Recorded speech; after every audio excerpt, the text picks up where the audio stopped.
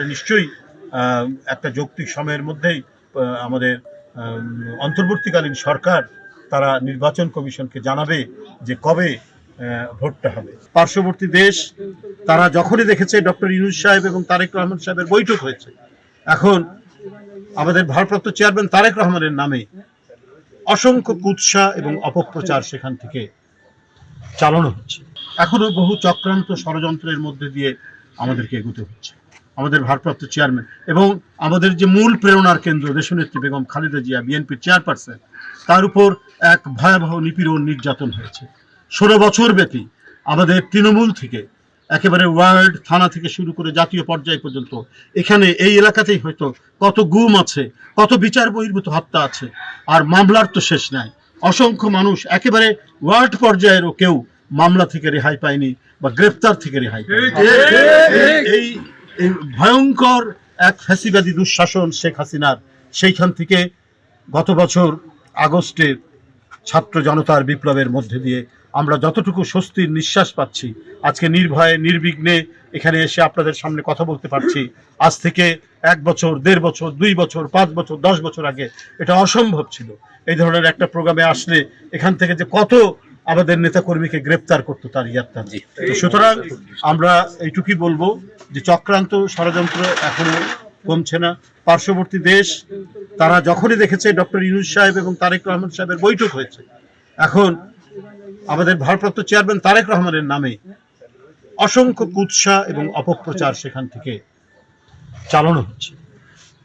তারা মনে করেছিল যে ভিন্নভাবে, ভিন্ন কায়দায় তারা তাদের যে শিষ্য সাগরেদ যারা দেশে আশ্রয় নিয়েছে তাদেরকে পুনর্বাসনের জন্য আজকে ভারতীয় নীতি নির্ধারকরা তারা নানা প্রচেষ্টা চালাচ্ছে।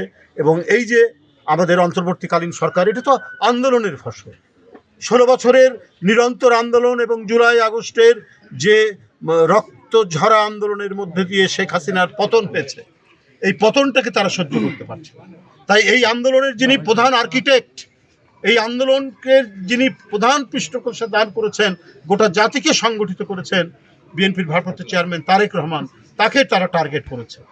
16 বছর ধরে তাকে টার্গেট করে রেখেছিল, নানা কুৎসা দিয়েছে। তাদের এখানকার যে শিখণ্ডী, তাদের এখানকার যে চেলা চমুন্ডরা, আপনার শেখ হাসিনা থেকে শুরু করে প্রতিনিয়ত বাংলাদেশের বিভিন্ন মিডিয়াকে কন্ট্রোল করে, নিয়ন্ত্রণ করে তার বিরুদ্ধে অপপ্রচার করত। এখন তারা সেখানে পালিয়ে গিয়ে তাদের যারা মেন্টর, তাদের যারা গুরু, তাদেরকে দিয়ে আমাদের চেয়ারম্যানের বিরুদ্ধে অপপ্রচার করছে। তো কোনো কিছুই জনগণের শক্তির কাছে।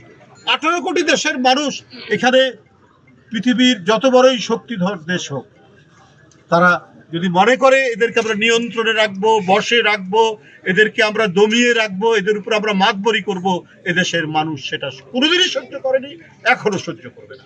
এই দেশের মানুষই নির্ধারণ করবে তাদের শাসক কি হবে। তারাই ভোট দিয়ে ঠিক করবে কোন দলকে তারা নির্বাচন করবে, তারাই দেশ শাসন করবে। এই জন্যই আমাদের 16 বছরের নিরবচ্ছিন্ন আন্দোলন সংগ্রাম আমরা করে গেছি।